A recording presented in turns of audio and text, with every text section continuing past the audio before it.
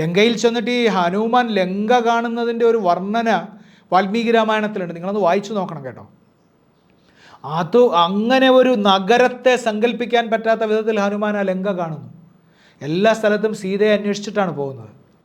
ഈ അതിസാഹസിയായിട്ടുള്ള ഹനുമാൻ സീതയോട് പറയുന്നുണ്ട്, എനിക്ക് ലങ്കയിൽ നിന്ന് സീതയെ കൊണ്ടുപോകാൻ ഒരാളുടെയും സഹായം ആവശ്യമില്ല, ഞാൻ ഒറ്റയ്ക്ക് സീതയെ എടുത്ത് കൊണ്ടുപോകുമെന്ന് പറയുമ്പോൾ സീത പുച്ഛിക്കുന്നുണ്ട്, ഈ നിങ്ങളൊരു വാനരനായിട്ടുള്ള ആൾ എങ്ങനെയാണ് എന്നെ എടുത്തുകൊണ്ട് പോവുക എന്ന്. അപ്പോഴാണ് സീതയുടെ മുമ്പിൽ ഹനുമാൻ വിശ്വരൂപം കാണിക്കുന്നത്. തിരിച്ചവിടെ എത്തുമ്പോൾ ശ്രീരാമനും പരിവാരങ്ങളും കാത്തു നിൽക്കുന്ന സ്ഥലത്തേക്ക് ചെല്ലുമ്പോൾ അദ്ദേഹം പറയുന്ന ആദ്യത്തെ വാചകം രാമായണ വ്യാഖ്യാതാക്കളൊക്കെ രോമഹർഷത്തോടുകൂടി വിവരിച്ചിട്ടുണ്ട്. ആദ്യം ചെല്ലുമ്പോൾ പറയുന്നത് കണ്ടേനഹം സീതയെ എന്നാണ്.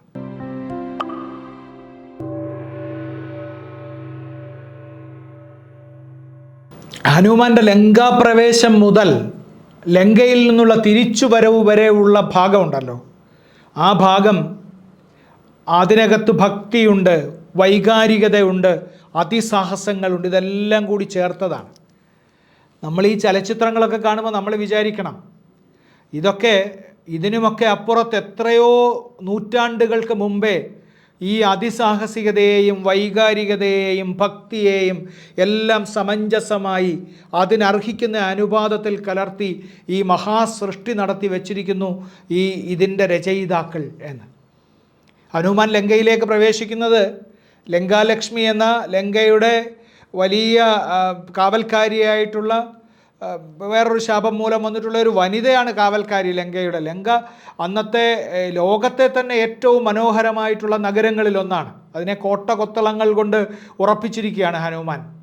ശ്രീലങ്കയിലൊക്കെ ചെല്ലുന്ന ആളുകൾക്ക് ഇപ്പോഴും അവർ പറഞ്ഞു തരും നിങ്ങൾക്ക്, ഇവിടെയാണ് ഹനുമാൻ വന്നിറങ്ങിയത്, ഇവിടെയാണ് രാവണൻ സ്നാനം ചെയ്തത്, ഇവിടെയാണ് സീത ഇരുന്നത്, ഇതുവഴിയാണ് രാവണൻ ഇറങ്ങി വന്നതെന്നൊക്കെ നിങ്ങൾക്ക് ധാരാളം പേര് അവിടെ ചെന്ന് കഴിഞ്ഞാൽ കാണിച്ചു തരും. അതിൻ്റെ ഉദാഹരണങ്ങളൊക്കെ അവരവിടെ, പ്രതീകങ്ങളൊക്കെ അവിടെ സൂക്ഷിച്ചിട്ടുണ്ട് എന്ന് പറഞ്ഞു കേട്ടിട്ടുണ്ട്. അപ്പോൾ ഹനുമാൻ അവിടെ ചെന്നിട്ട് അവിടെ അകത്തേക്ക് കിടക്കുകയാണ്. ഉടൽ കടുക്കിനോട് സമം ഇടത്തുകാൽ മുന്നിൽ വെച്ചാണ് ലങ്കയിലേക്ക് പ്രവേശിച്ചതെന്ന് എഴുത്തച്ഛൻ പറയും. ഉടൽ കടുകിനോട് സമം, ഉടലൊരു കടുകിൻ്റെ അത്രയും ആക്കിയിട്ട് ലങ്കാലക്ഷ്മിയോടൊന്ന് മത്സരിച്ചൊക്കെ നോക്കിയെന്ന് പറയും. ആദ്യം കുറച്ചൊന്ന് വളർന്നു നോക്കി, അപ്പോൾ അവരതിനേക്കാൾ വളർന്നു. കുറച്ചൊന്ന് ചെറുതായി നോക്കി, അപ്പോൾ അവരും ചെറുതായി. അപ്പോൾ ഒരു അശ്രദ്ധയുടെ ഒരു നിമിഷത്തിൽ ഉടൽ കടുകിനോട് സമം ഇടത്തുകാൽ മുന്നിൽ വെച്ച് കയറിയാൽ കയറുന്ന സ്ഥലം നശിച്ചു പോകും എന്നൊക്കെ ഒരു വിശ്വാസമുണ്ട്. ഇതുകൊണ്ടുണ്ടായതാണോ അതെന്നറിയില്ല. അപ്പോൾ അതിലേക്ക് പ്രവേശിച്ചാണ് ലങ്കയിലേക്ക് ചെല്ലുന്നത്. ലങ്കയിൽ ചെന്നിട്ട് ഈ ഹനുമാൻ ലങ്ക കാണുന്നതിൻ്റെ ഒരു വർണ്ണന വാൽമീകി രാമായണത്തിലുണ്ട്. നിങ്ങളൊന്ന് വായിച്ചു നോക്കണം കേട്ടോ. അത് അങ്ങനെ ഒരു നഗരത്തെ സങ്കല്പിക്കാൻ പറ്റാത്ത വിധത്തിൽ ഹനുമാൻ ആ ലങ്ക കാണുന്നു. എല്ലാ സ്ഥലത്തും സീതയെ അന്വേഷിച്ചിട്ടാണ് പോകുന്നത്. അവിടെ കിടന്ന് ഉറങ്ങുന്ന സുന്ദരിമാരെയൊക്കെ കണ്ടിട്ട് ഹനുമാൻ പോയി നോക്കുന്നുണ്ട്.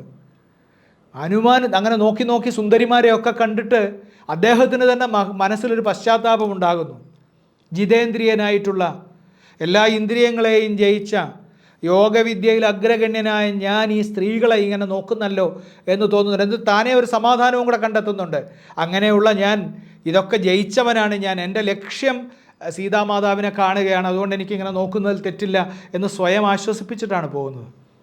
അങ്ങനെ എല്ലാ സ്ഥലവും കണ്ടിട്ടും അവിടെ ഒന്നും സീതയെ കാണാതെ ഇരിക്കുമ്പോഴാണ് ഉപവനത്തിൽ ഒന്ന് കയറി നോക്കാമെന്ന് വിചാരിച്ച് നോക്കുമ്പോൾ അവിടെ ഇങ്ങനെ സീത ഇരിക്കുന്ന കാണുന്നത്. അതിനു മുമ്പ് സ്ത്രീകൾ കിടക്കുന്ന സ്ഥലത്ത് രാവണൻ്റെ അടുത്ത് സർവാഭരണ വിഭൂഷിതയായി മണ്ഡോദരി കിടക്കുന്നത് കണ്ടിട്ട് ഹനുമാൻ സംശയം തോന്നുന്നു, ഇതാണോ സീത എന്ന്. എന്നിട്ട് അദ്ദേഹം പോയി നിന്ന് നോക്കുന്നുണ്ട്. അതിസുന്ദരിയായിട്ടുള്ള ഈ സ്ത്രീ സീതയാണോ? എന്നിട്ട് ഉടൻ തന്നെ വിചാരിക്കുന്നുണ്ട്, എൻ്റെ സ്വാമിനിയായിട്ടുള്ള സീത ശ്രീരാമൻ്റെ പത്നിയാണ്. അവർ ശ്രീരാമനെ പിരിഞ്ഞിരിക്കുമ്പോൾ ഒരിക്കലും ഇങ്ങനെ ആഭരണങ്ങൾ അണിയാൻ സാധ്യതയില്ല, അവരിങ്ങനെ ശാന്തമായി ഉറങ്ങാനും സാധ്യതയില്ല എന്ന് അദ്ദേഹം മനസ്സിലാക്കുന്നുണ്ട്. മനുഷ്യൻ്റെ മനഃശാസ്ത്രത്തിലേക്കുള്ള, അവനവൻ്റെ സ്വഭാവത്തിലേക്കുള്ള പഠനം കൂടി അടങ്ങിയിട്ടുണ്ട് കേട്ടോ. ഈ മഹാഭക്തനായ ഹനുമാൻ സീതാദേവിയെ അന്വേഷിച്ച് ചെല്ലുമ്പോൾ ഈ ശിംശപാവൃക്ഷത്തിൻ്റെ ചുവട്ടിൽ മലിന വസ്ത്രങ്ങൾ അണിഞ്ഞ് കൃശഗാത്രിയായി ഭക്ഷണം കഴിക്കാതെ അങ്ങനെ ഇരിക്കുന്ന തേജോരൂപത്തെ കാണുന്നുണ്ട് ഹനുമാൻ. കണ്ടിട്ട് എങ്ങനെ വേണം ശ്രദ്ധ ആകർഷിക്കാനെന്നറിയാത്തതുകൊണ്ട് ഹനുമാൻ മരച്ചില്ലയിൽ ഇരുന്നിട്ട്, ഞാനിതിങ്ങനെ ചുരുക്കി പറയുകയാണ് കേട്ടോ, വാൽമീകി രാമായണത്തിൽ ഇതൊക്കെ വലിയ വലിയ വലിയ സന്ദർഭങ്ങളാണ്. അവിടെ ഇരുന്നിട്ട് രാമായണ കഥ പറയുകയാണ്. രാമായണത്തിൻ്റെ തുടക്കത്തിൽ നാരദൻ കഥ പറയും എന്ന് നമ്മൾ കേട്ടു. ഇവിടെ രാമായണം കഥ, അതുവരെയുള്ള കഥ ഒന്നുകൂടി ഹനുമാൻ പറയുന്നുണ്ട്. അതിൻ്റെ ലാവണ്യം, ഹനുമാനെ പോലെ വൈയാകരണനായിട്ടുള്ള, ഭാഷാശുദ്ധിയുള്ള, കാര്യങ്ങളെ സംഗ്രഹിക്കാൻ അസാമാന്യ കഴിവുള്ള ഒരാൾ ആ കഥ പറയുമ്പോഴുള്ള ലാവണ്യം അതങ്ങനെ വായിച്ച് തന്നെ നമ്മൾ അറിയേണ്ടി വരും. അപ്പോൾ അങ്ങനെ ആ കഥ പറയുന്നത് കേട്ടിട്ടാണ് സീത ശ്രദ്ധിക്കുന്നത്.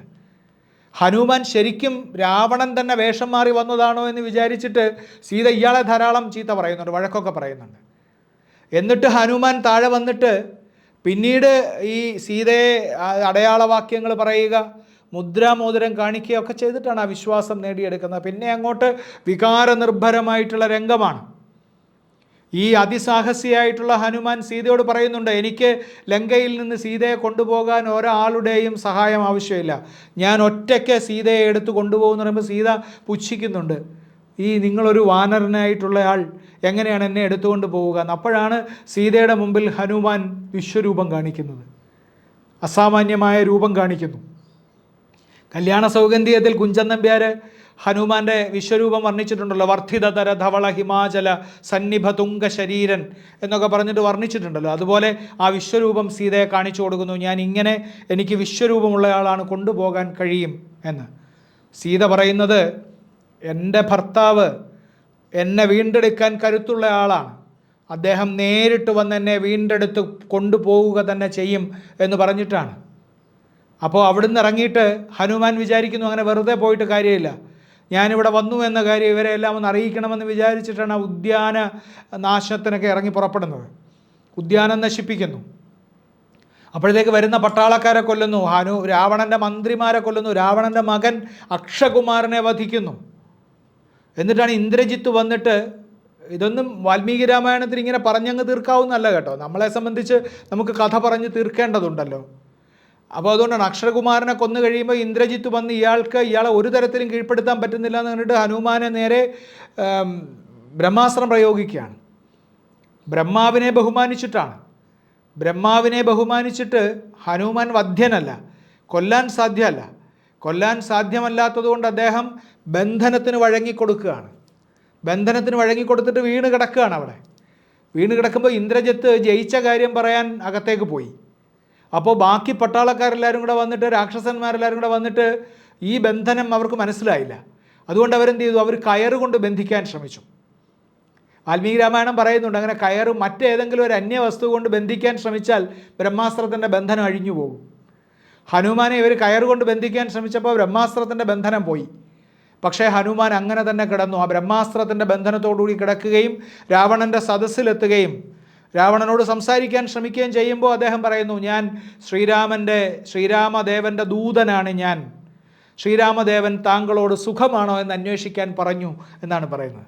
താങ്കൾക്ക് ക്ഷേമ ഈശ്വര്യങ്ങൾ ഉണ്ടാവട്ടെ എന്ന് അദ്ദേഹം എന്നോട് പറഞ്ഞയച്ചു എന്നാണ്. ദൂതൻ്റെ പ്രധാനപ്പെട്ട കടമയാണ്. നയതന്ത്ര ബന്ധങ്ങളിലൊക്കെ അങ്ങനെ ഉപചാരവാക്കുകൾ പറഞ്ഞാണ് ആരംഭിക്കുക. നമ്മൾ ഈ പുരാതന കാലത്ത് തന്നെ മനുഷ്യർ അത് കണ്ടെത്തിയിരുന്നു നമ്മൾ വിചാരിക്കണം.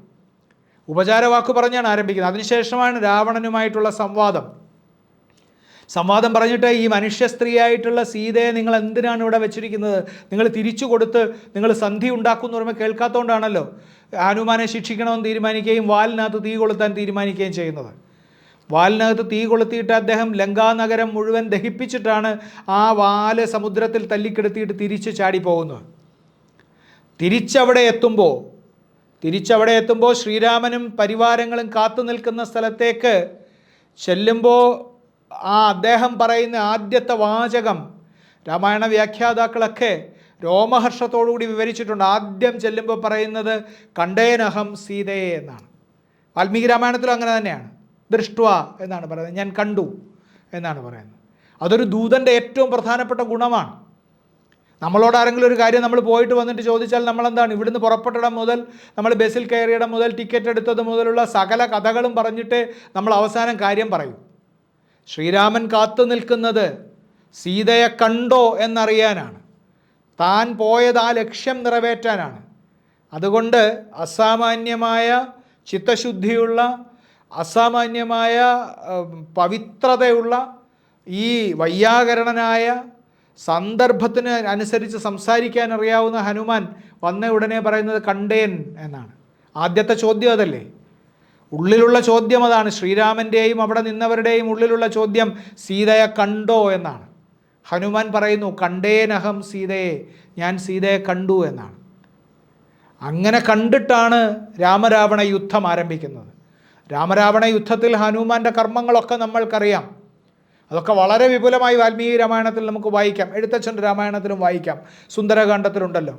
അപ്പോൾ രാമായണത്തിലെ അങ്ങനെയാണ് ശ്രീരാമൻ വീണുപോയി എന്നറിഞ്ഞിട്ട് ഒരു മൃതസഞ്ജീവനി എന്ന ഔഷധം വേണം എന്ന് പറഞ്ഞപ്പോൾ ഹനുമാൻ നേരെ ആ മലയിലേക്ക് ചെല്ലുമ്പോൾ ഇതിലേതാണ് ഈ ഔഷധമെന്ന് കണ്ടെത്താൻ കഴിയാതെ വന്നിട്ട് അരിശം പൂണ്ടിട്ട് ആ മല ഒന്നാകെ അടർത്തി കൊണ്ടുവരുന്നു. അപ്പോൾ അതിനകത്ത് 4 വിശേഷപ്പെട്ട ഔഷധങ്ങളുണ്ടായിരുന്നു. മുറിവ് കൂടാനുള്ളത്, മുറിവുണങ്ങാനുള്ളത്, അവയവങ്ങൾ മുറിഞ്ഞു പോയാൽ പരസ്പരം ചേർക്കാവുന്നത്, അങ്ങനെ 4 തരം ഔഷധ സസ്യങ്ങൾ ഉണ്ടായിരുന്നു എന്ന് പറയും. എന്നിട്ട് ഓരോ തവണയും രാമരാവണ യുദ്ധത്തിലെ ഓരോ ഘട്ടത്തിലും ഹനുമാൻ തൻ്റെ സ്വാമിയുടെ രക്ഷയ്ക്കായി പ്രവർത്തിക്കുന്നതായിട്ട് നമുക്ക് കാണാം. ഹൃദയത്തിൽ സൂക്ഷിച്ചിരിക്കുന്നു ശ്രീരാമനെയും സീതയെയും ഹൃദയത്തിൽ സൂക്ഷിച്ചിരിക്കുന്നു. രാമൻ ലങ്കയിൽ നിന്ന് യുദ്ധം ജയിച്ച് പോരുന്നതിന് മുമ്പ് തന്നെ ഹനുമാൻ അവിടെ നിന്ന് യാത്രയാവുന്നുണ്ട്. സീതയുടെ അഗ്നിപ്രവേശ സമയത്തൊന്നും ഹനുമാൻ അവിടെ ഉള്ളതായി പറയുന്നില്ല. പിന്നീട് പട്ടാഭിഷേക സമയത്താണ് കാണുന്നത്. പക്ഷേ മറ്റ് കൃതികളിലൊക്കെ അങ്ങനെ ചില കൃതികളിലെങ്കിലും രാമനുമായി ആ കാര്യത്തിൽ അഭിപ്രായ വ്യത്യാസമുള്ളത് രേഖപ്പെടുത്തുന്നതായിട്ടും അശ്വമേധ സമയത്ത് സംസാരിക്കുന്നതായിട്ടൊക്കെ നമുക്ക് കാണാം. അങ്ങനെ അത്ഭുത സിദ്ധിയുള്ള അപൂർവ ഭക്തിയുള്ള ഹനുമാനിൽ നിന്നാണ് ശരിക്കും ശ്രീരാമഭക്തി ലോകം മുഴുവൻ വ്യാപിച്ചത് എന്ന് പറഞ്ഞാൽ തെറ്റില്ല. ബാക്കി എല്ലാവർക്കും രാമനുമായി എന്തെങ്കിലും ഒരു ബന്ധമുണ്ടായിരിക്കെ യാതൊരു തരത്തിലും ബന്ധമില്ലാത്ത, ഉപാധികളില്ലാത്ത, അകൽമഷമായ ശ്രീരാമൻ അവതാരമാണ് എന്ന് തന്നെ തിരിച്ചറിഞ്ഞിട്ടുള്ള, ബ്രഹ്മത്തെ കാണുന്ന അതേ സത്യത്തിൻ്റെ ആ സത്യദീക്ഷയോടുകൂടി ശ്രീരാമനെ കാണുന്ന ഹനുമാൻ എന്ന കഥാപാത്രത്തെ രാമായണ പാരായണത്തിൻ്റെ ഏതാണ്ട് പര്യവസാനത്തിലെത്തിയിരിക്കുന്ന നമ്മൾ ഭക്തിപൂർവം, സ്നേഹപൂർവം, അങ്ങേയറ്റം വിശുദ്ധിയോടെ ഓർക്കേണ്ടതുണ്ട്.